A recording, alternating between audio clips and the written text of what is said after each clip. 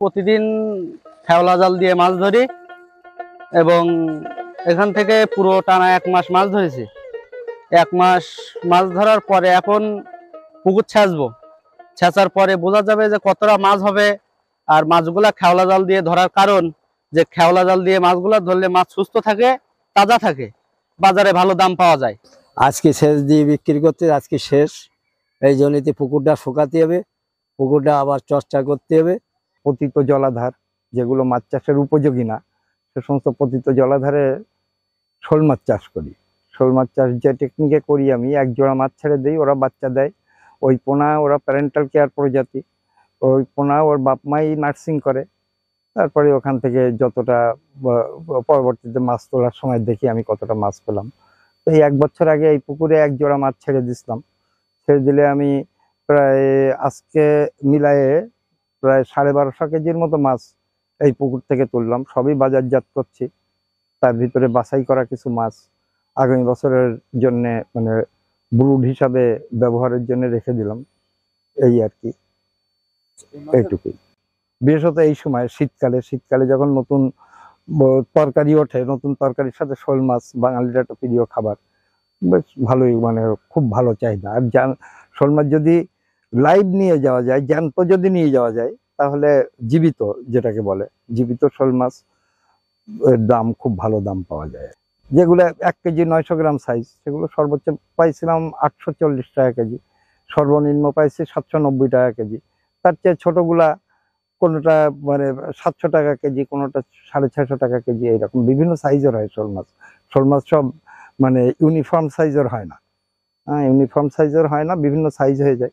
হারভেস্টিংটা এবার সাধারণত আমি পুকুর সেচে 2-3 দিনে মাছ ধরি, কিন্তু এবার আমি অনেক দিন ধরে মাছ ধরছি। মাছ ধরার প্রথম কারণ হচ্ছে পানি সেচে দেওয়ার মতো জায়গা ছিল না, সব তো জলাবদ্ধ ছিল।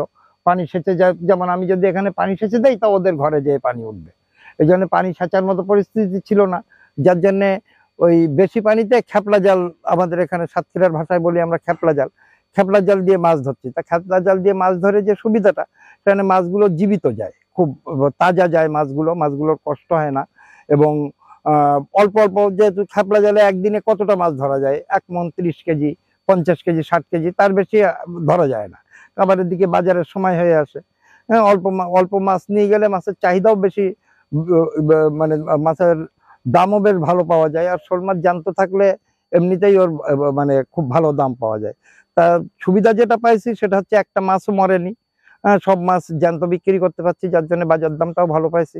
আর অসুবিধার মধ্যে হারভেস্টিং কস্ট বেশি হয়েছে, প্রায় প্রতিদিন 2000 টাকা করে খরচ হয়েছে। যে মাছটা আমি যেমন একবারে যদি সেচে ফেলতাম, দেখা যেত যে আবার 2000 টাকা খরচ হচ্ছে, সেখানে আমার 28 দিন ধরে মাছ ধরতে যে আমার 56,000 টাকা খরচ হয়েছে প্রতিদিন 2000 টাকা করে।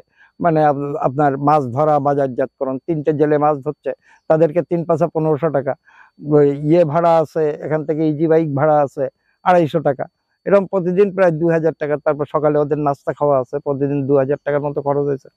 যেখানে আমার হারভেস্টিং কস্ট হতো হয়তো সর্বোচ্চ 2000 টাকা, সেখানে আমার হারভেস্টিং কস্ট গেছে 56,000 টাকা।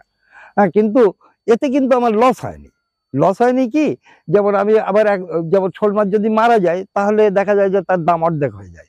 হ্যাঁ, যদি আমি ওইভাবে মাছ ধরতাম, তা দেখা যেত অর্ধেক মারা গেছে, অর্ধেক জ্যান্ত আছে, তখন আমি ওই অর্ধেক মাছের দাম ভালো পেতাম, আর অর্ধেক, এই জন্য আমার আলটিমেটলি লোকসান হয়নি আমার। এবং মাছ ধরার এই পদ্ধতিটাই আমার খুব, মানে এবার আমি এনজয় করছি। আর অনেক দিন যাবত, 28 দিন যাবত অল্প অল্প করে মাছ নিয়ে গেছি, যাওয়া আসার মধ্যেও, ধরার মধ্যেও একটা আনন্দ, এই আর কি। আজকে পুকুরের তলানি 80 পিসের মতো উঠলো না নাকি, ছোট বড় মিলায় 80 পিসের মতো মাছ উঠছে, যার ওজন হয়তো হতে পারে 60 কেজির মতো। এই আর খুশি কিনা? আলহামদুলিল্লাহ, আল্লাহ আমার যেটা দেয় সেটাতেই আমি খুশি, মাশাআল্লাহ। খুশি তো অবশ্যই। তো মাছ এবার অনেক মাছ, মানে প্রায় অর্ধেকের মতো মাছ আমার তো ছিল, 2.5 টনের মতো স্টক ছিল আমার, কিন্তু আমি 1250 কেজির মতো মাছ পাইছি। অর্ধেকের মতো মাছ আমার বাইর হয়ে গেছে আর কি। 1250 কেজির মতো মাছ পাইছি, কিন্তু এইটুকু পুকুরে এই 1250 কেজি মাছও কেউ তৈরি করতে পারবে বলে আমার মনে হয় না। শোল মাছ হাই ডেন্সিটিতে হতে পারে, এবং যত্ন করলে ওরা আলহামদুলিল্লাহ খুব ভালো রেজাল্ট দেয় আর কি। হ্যাঁ, হাই ডেন্সিটিতে ওরা হতে পারে। আর তোমার সবচেয়ে বড় কথা হচ্ছে যে আবার পোনা কিনতে হয় না। পোনা ওরা নিজেরাই দেয়। মাছ চাষটাই, চাষের এই টেকনিকটাই খুব সুন্দর। এভাবে মানে এইরকম অল্প জায়গায় এত বেশি মাছ মনে হয় আর অন্য কোনো মাছ দিয়ে আসলে চাষ করা সম্ভব না। আর নতুন উদ্যোক্তাদের জন্য বলার কথা কি, তোমরা অনেক বেশি লম্বা চওড়া প্ল্যান নিও না। হ্যাঁ, আমার মতো ছোট্ট করে করো, যদি ভালো করতে পারো তো পরে লম্বা চওড়া প্ল্যান নিও। এক জোড়া ব্রুড দিয়ে আগে করো প্রত্যেকটা কাজে। আমি বারবার এই একটা কথা বলি, প্রত্যেকটা কাজের ভিতরে অনেক গোমর থাকে। এই যে আমি বললাম মুখস্থ কথা, তোমরা ইউটিউব দেখছো মনে করছো যে তোমার সব শেখা হয়ে গেল, না। আমি এবছরও দেখো কত কিছু শিখলাম। এবছরও শিখলাম যে হারভেস্টিংটা শিখলাম। হারভেস্টিং এরকম অল্প অল্প করে, আমি তো আজকে 9 বছর ধরে চাষ করছি, কিন্তু এখনো শিখছি। এই জন্য তোমরা এমন এমন মনে করো না যে আমি সব শিখে গেছি। আমি এক বছরে 10 জোড়া, চাচা 1 জোড়া মাছ দিয়ে 10 লাখ টাকার মাছ বিক্রি করছে, আমি 10 জোড়া মাছ দিয়ে তাহলে 1 কোটি টাকার মাছ বিক্রি করবো। এরকম চিন্তা ভাবনাটাই আসলে সবচাইতে মানে উদ্যোক্তা হওয়ার পথে সবচেয়ে বড় বাধা এটা, যে আমি রাতারাতি কোনো কিছু হয়ে যাব। এই জন্য আমার মতো ছোট্ট করে করো, 1 জোড়া মাছ নিয়ে করো। বারবার আমি এ কথাটা বারবারই বলে আসছি, 1 জোড়া মাছ নিয়ে করো। যদি ভালো করতে পারো তা আলহামদুলিল্লাহ, পরে অনেক বড় করে লম্বা চওড়া প্ল্যান পরে নিও। এই হচ্ছে নতুন উদ্যোক্তাদের জন্য এটুকুই বলা কথা। কোনোভাবেই বেশি খরচ করো না। 1 জোড়া মাছ, ছোট্ট একটা পুকুর, এই দিয়ে শুরু করো।